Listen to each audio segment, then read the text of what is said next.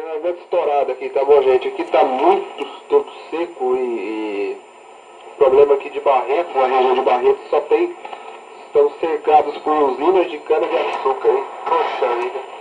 Porque antigamente era plantado laranja aí, né, de outros tempos. Poxa, agora tá invadindo, tá infestado de usina. Abriram mais duas lá perto de Colina. Eu vou falar pra vocês, viu, gente? Enquanto lá em Gramado tá a neve branca, aqui em Barretos é a neve prata, tá bom? Ah, tá estourando a garganta aqui, viu? Vixe, tá, nossa, tá feio. Eu entrei pra fazer uns testes aqui, aí o Fábio, né? É o Fábio Moraes, o Orlando, montou a terra nova.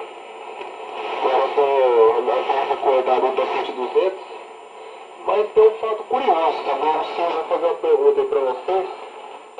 Também, viu, Fábio? Se você puder me recordar se a tua antena é V invertido ou se é de pano na horizontal.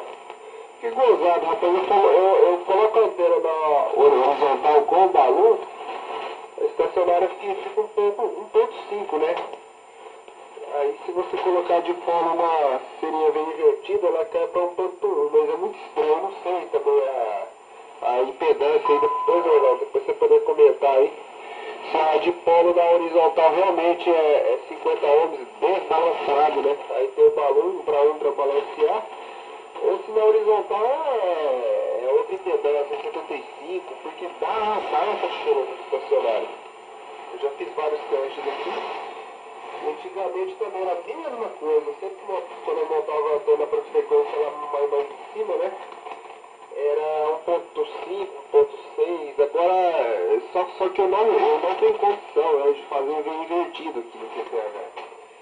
Fica complicado para mim, eu vi um cano em cima do telhado da casa aí, tem que pôr suporte